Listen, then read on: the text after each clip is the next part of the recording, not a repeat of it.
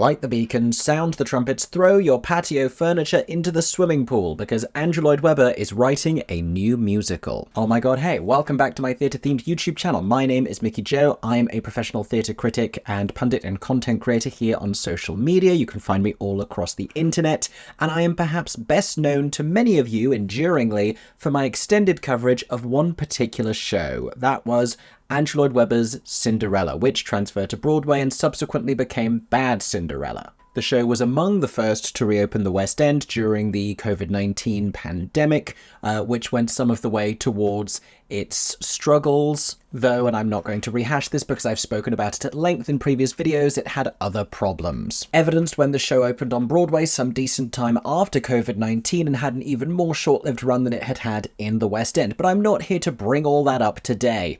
Again. Today we are turning our attention towards Andrew Lloyd Webber's next musical, because in the years since Cinderella, he has refocused his priorities in a way that I actually think is very positive, because while much of his significant success as a composer back in the 1980s has begotten him something of an empire in the West End, where he is now composer and producer and theatre owner and general theatrical titan, it's when he is composing that he's at his best. And post-Cinderella, we have seen him forging a producing partnership with Michael Harrison, who has led the charge on many of the most successful Andrew Lloyd Webber productions since, remountings and revivals of his previous shows, including Sunset Boulevard, a huge award-winning hit in the West End, about to open on Broadway, recently began preview performances at the St. James Theatre in New York. Mr. Harrison is also jointly responsible for the huge new production of Starlight Express at the Troubadour Theatre in Wembley Park, and it allows Andrew to do what he does best, which is to be the creative, to be the composer,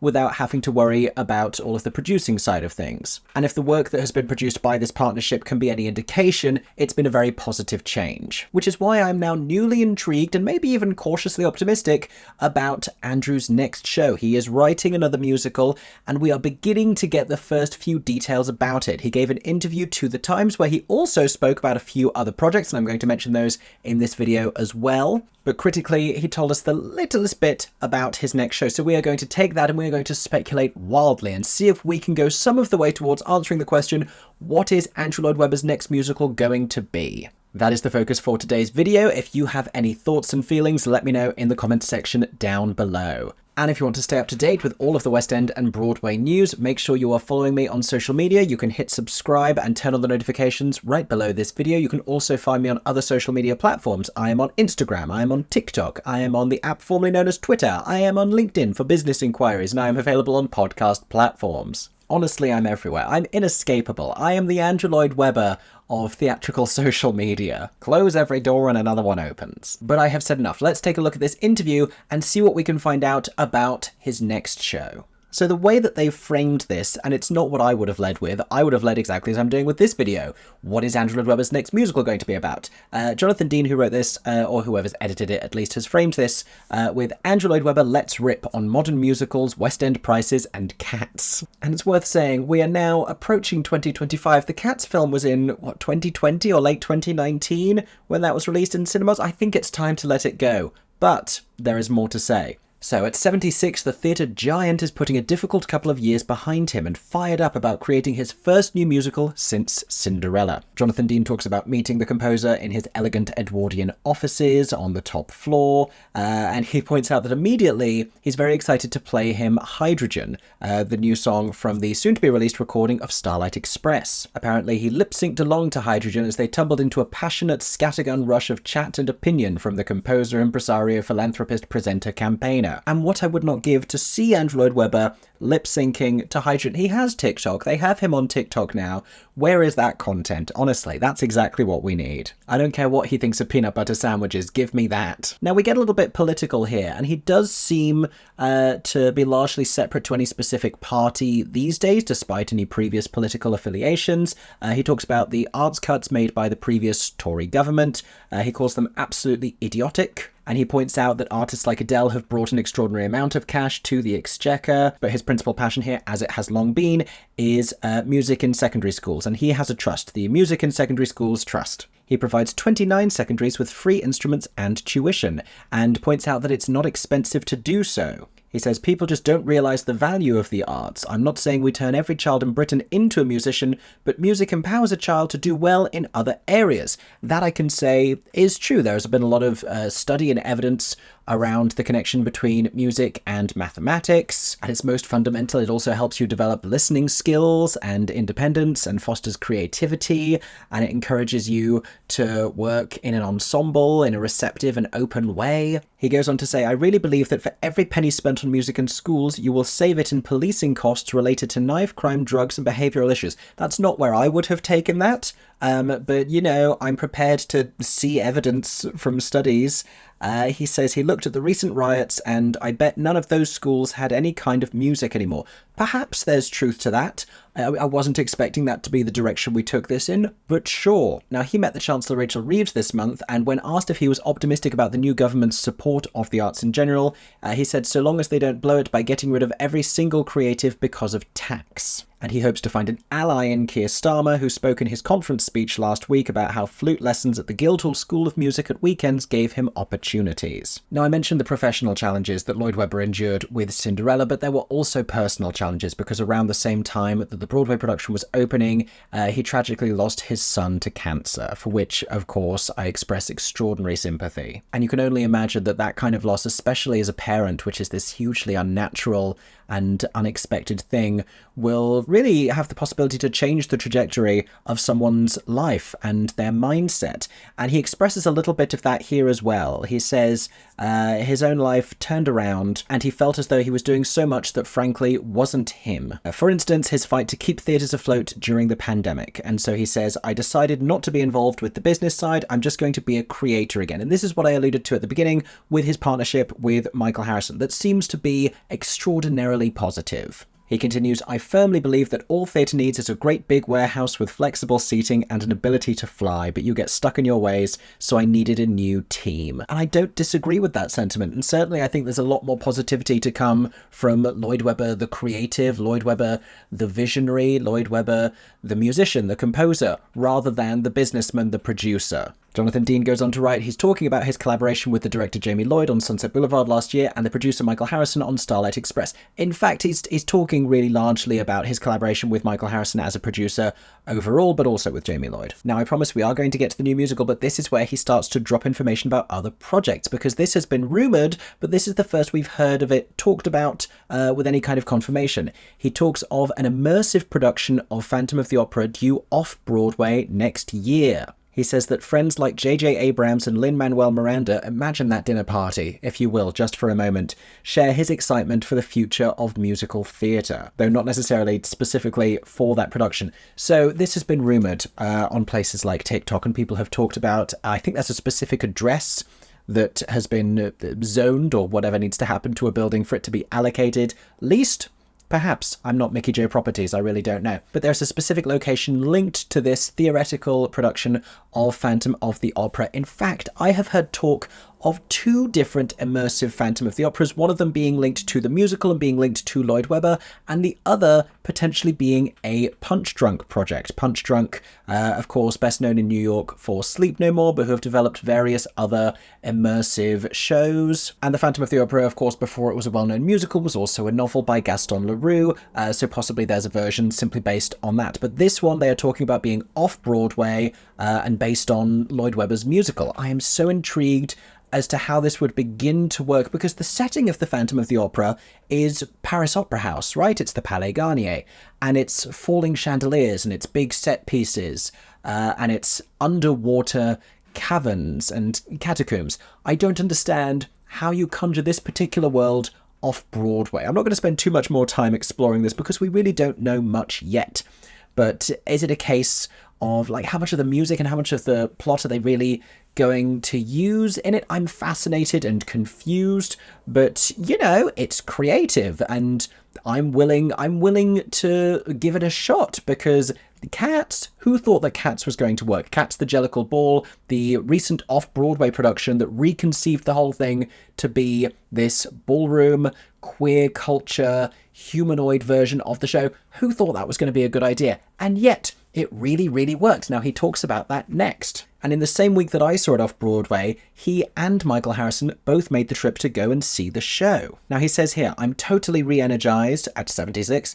Theatre is having a total renaissance. There is even a new Cats, which he admits was a surprise." And Cats the Jellicle Ball is referred to here as an off-Broadway show that Lloyd Webber would like to bring to London. And that has me surprised, because people have been asking me on live streams, do I think that this is likely to come to London? Do I think it would work in London? And I have said no to both questions. I thought it would potentially be eyeing a Broadway transfer to somewhere like the Circle in the Square. It may be taking its time to do so, because I don't think they want to overlap with Sunset Boulevard in terms of the same Tony Awards season. I wouldn't be surprised if Cats the Jellicle Ball returned next summer, either at the same venue, which is the Perelman Performing Arts Centre downtown in Manhattan, or on Broadway at the Circle in the Square, possibly, which, if you don't know, is this in-the-round, more intimate Broadway theatre where Romeo and Juliet is currently playing with Kit Connor and Rachel Zegler.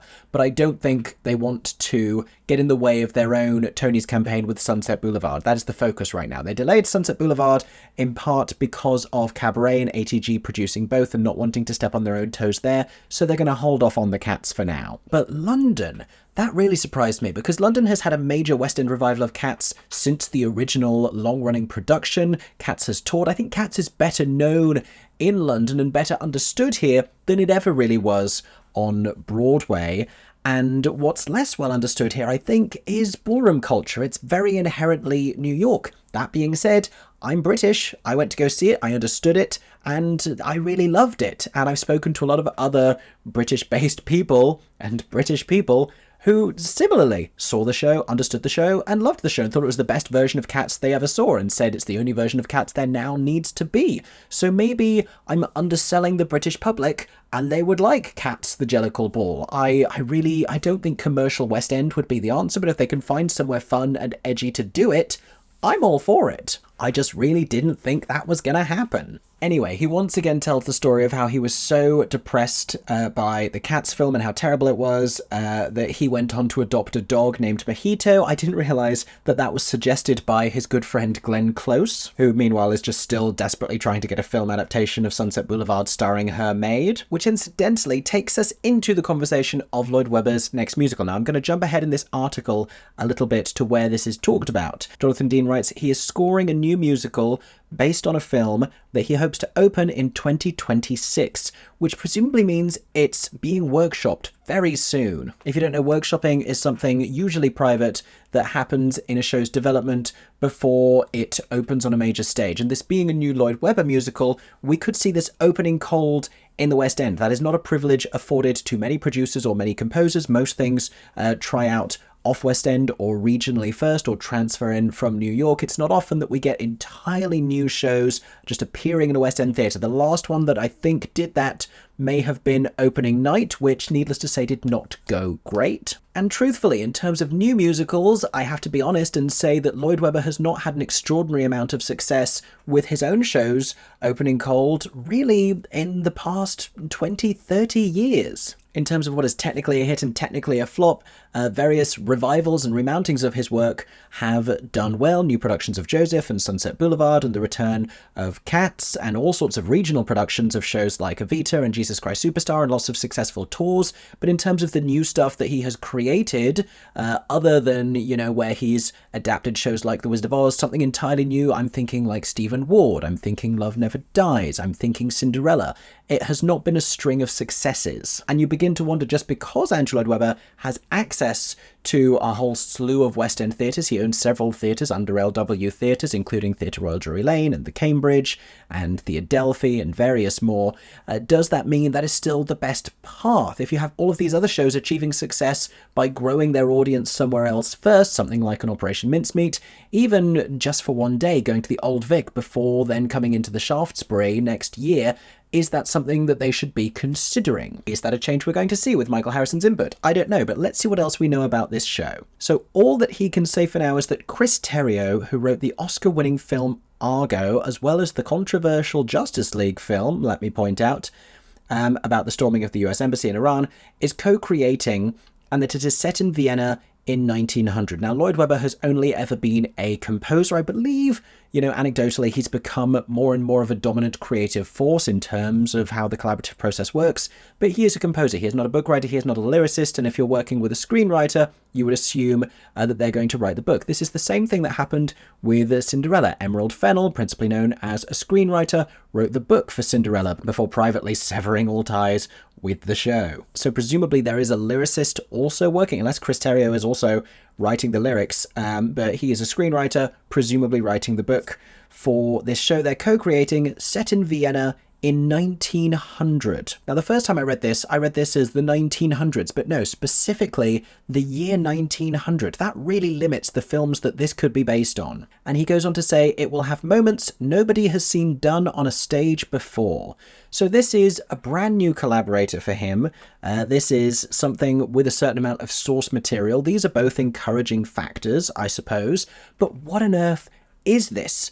Well, there can only be so many films set in Vienna in 1900 that seem like good fodder for a musical. And in fact, I've had a glance through the list already. One of the most iconic Vienna set films is, of course, the adaptation of Peter Shaffer's Amadeus. This is not set in the year 1900, however, this is set, I believe, in the 18th century. But it wouldn't necessarily shock me if Lloyd Webber was writing something linked to classical composers because of all his influences. Now, when you're looking at Vienna set films, many of these are set around the dawn or the beginning of the Second World War. That is, of course, too late if we're talking about something set specifically in 1900. There was a 2011 historical drama called A Dangerous Method, all about Sigmund Freud. That had a screenplay written by Christopher Hampton, who is a previous collaborator of Lloyd Webber's on Sunset Boulevard, so that kind of caught my attention.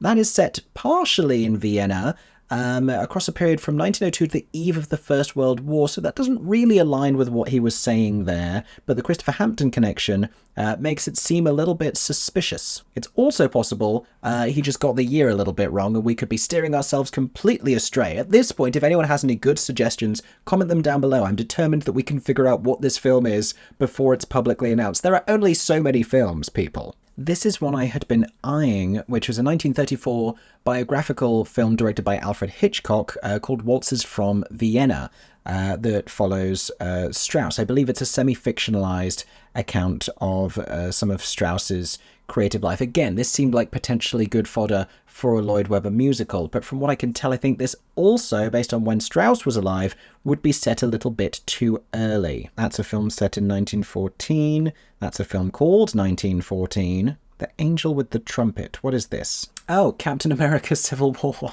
You know, what I wouldn't give to see the Andrew Lloyd Webber musical adaptation of Captain America Civil War. I think that would be fascinating. A great many of these are also musical films. When is Goodbye Mr. Chips set? See, it's a flashback of his life that begins in 1870 and goes through 1914. So many of these films take place over a great many years, and he said it's set in Vienna in 1900. Did he mean the 1900s? Do I trust the journalist who took this interview? Here is one that fits the description. This is called Letter from an Unknown Woman. This was a 1948 American drama romance film, and when I tell you a little bit of the plot of this, you're going to hear a little bit of an Aspects of Love, Phantom of the Opera-esque parallel, because in the early 20th century Vienna, in fact around the turn of the century, we're in the right place, we're in the right time, a man named Stefan Brand returns home. He is due to duel against an opponent the next morning, but plans to skip town and avoid it. His mute butler, hello Sunset Boulevard,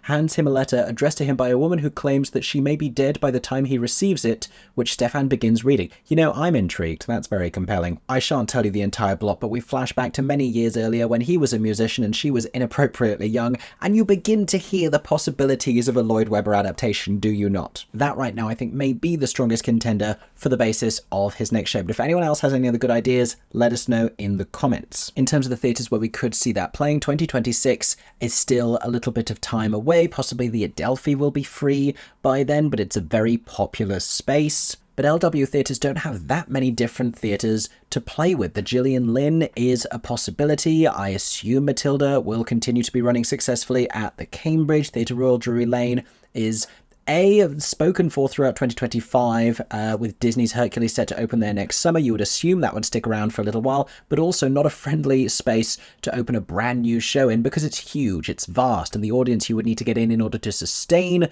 a run in that space would be intimidatingly large. Which brings us on to another topic tackled in this interview. Lloyd Webber was asked his thoughts about the finances of theatre and ticket prices. He calls it a minefield. He says the answer to people who say theatre prices are high is that we are very labour intensive. Also, you see the new generation chucking their money at Taylor Swift and they don't seem over worried about that. I think a difference being a lot of the people who are very vocal about ticket prices are the people who go quite often, and so it's more of a regular purchase. If people are going to a Taylor Swift concert, and like that's not something that happens routinely. That is more a once in a year, maybe even a once in a lifetime thing. Is there a temptation, though, our writer asks, to use dynamic pricing for hot tickets like Tom Holland's Romeo and Juliet?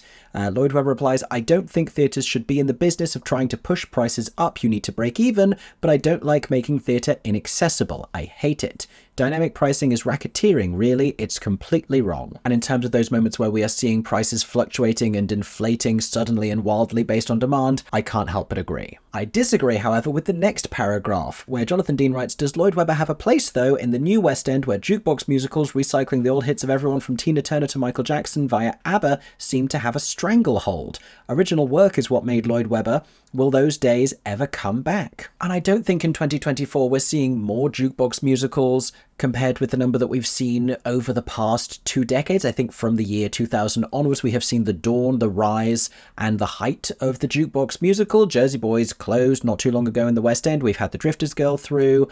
We've had Ain't Too Proud. There is a place for jukebox musicals alongside new work, alongside revivals, alongside original scores. And I don't think they have attained much more supremacy in the West End lately than they've enjoyed for the last decade. And I don't agree with Andrew either when he says the biggest show on Broadway right now is Hell's Kitchen. Do we think Hell's Kitchen is the biggest show on Broadway? I don't even think it's the biggest new show on Broadway. I think that's The Outsiders. You can still get a rush ticket for Hell's Kitchen if you rock up after 9 a.m. any day of the week. That's not an indication of the biggest show in town. There's an enormous audience for Hell's Kitchen. It's doing very well. I don't deny that. I don't think it's the biggest show in town. He does, however, accurately point out you're going to be bringing in new people if they know the music. Now he's thinking like a producer again. But it's much harder to do a new musical today, he continues, something clearly on his mind. I wonder if one would have been able to get Jesus Christ Superstar heard in the TikTok and Spotify age. And it's the word heard there that is so pertinent. He's talking about getting the music heard, because this was a key factor in the success of Jesus Christ Superstar, of Evita, of some of his earliest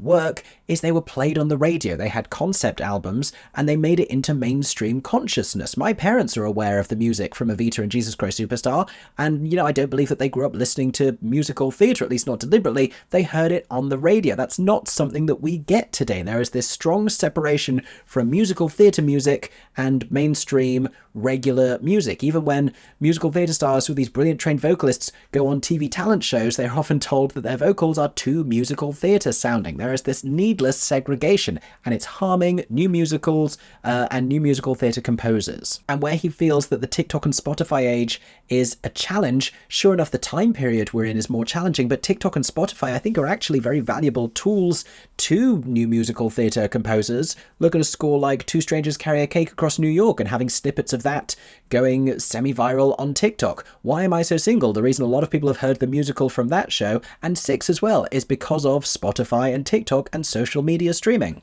Now this I'm also very curious about. He says the last musical that really excited him was The Band's Visit in 2017 because he was hearing different rhythms. He says every musical I've written had 7/8 time, but now every show is in 4/4, which if you don't know is a 1 2 3 4 1 2 3 4. That refers to the time signature that the music is written in. Stephen Sondheim wrote an entire musical in 3/4 waltzes when he wrote A Little Night Music. 1 2 3 1 2 3 1 2 3 1 2 3. And Lloyd Webber famously enjoys a complex time signature like a 7/8, which I only know how to count by going 1 2 3 1 2 3 1 2 1 2 1 2 3 1 2 3 1 2 1 2. Funnily enough, the way that I count 5/4 is by going Andrew Lloyd Webber, Andrew Lloyd Webber, Andrew Lloyd Webber, Andrew Lloyd Webber. Now he's asked if he could envision a Lloyd Webber jukebox musical, and he says, oh, hopefully not. However, I want to know if he is aware of the Andrew Lloyd Webber parody bio-musical, one-man musical by Flo and Joan that was seen this summer at the Edinburgh Fringe. It's going to be playing a few very short stints off West End in London this coming autumn and winter.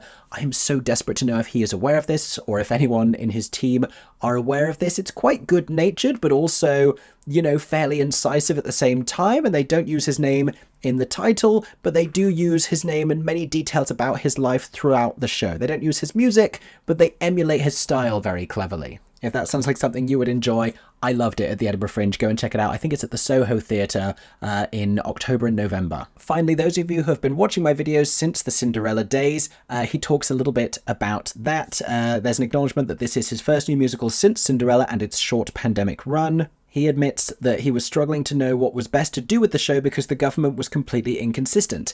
And, that was an extraordinary challenge. There are other shows that simply waited a little longer. There are other shows that opened around a similar time and managed to forge a path to success, but there were many other COVID casualties. It was not just Cinderella. It was a very trying time for theatre universally. He still asks himself if Cinderella could have been saved. Perhaps he says he should have kept it open over Christmas this says 2012, but it's meant to say 2021, and the new year when COVID struck the cast and crew. We lost so much money in that time, he admits, but that was the moment when I realised I care about what's on stage, he means the thing and not the media outlet, and giving an audience the proper deal.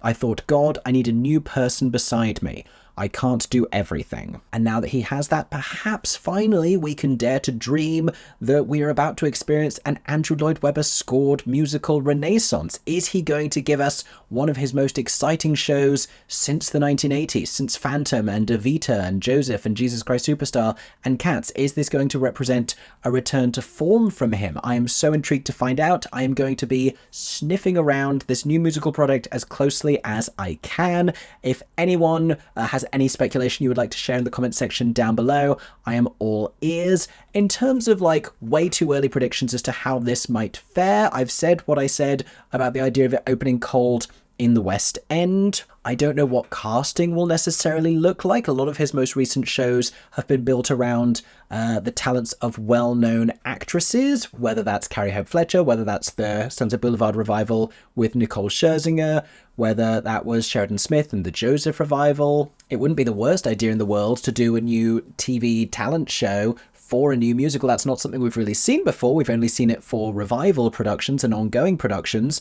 to cast someone very publicly and kind of build up a lot of buzz about it that way. I would love to see those shows back on TV, and it helped get a lot of mainstream people excited about the theatre. And it's obviously way too early to talk about the content of this show, but I'm already a little bit charmed by the idea of an Andrew Lloyd Webber score of a 1900 Vienna set show. I think there are some romantic possibilities there, and the concept of him working with Chris Terrio, fascinating, absolutely fascinating. Anyway, I think that is all I have to say for now in this new video. Stay tuned for any and all updates we get about this. I'm going to be following the story very carefully. Make sure you are subscribed with the notifications turned on so you don't miss any upcoming videos. I also have many other new recommendation videos letting you know the best shows to see this coming season in New York and in London. I have some other vlog and challenge content coming very soon, as well as many more theatre reviews. Make sure you're subscribed.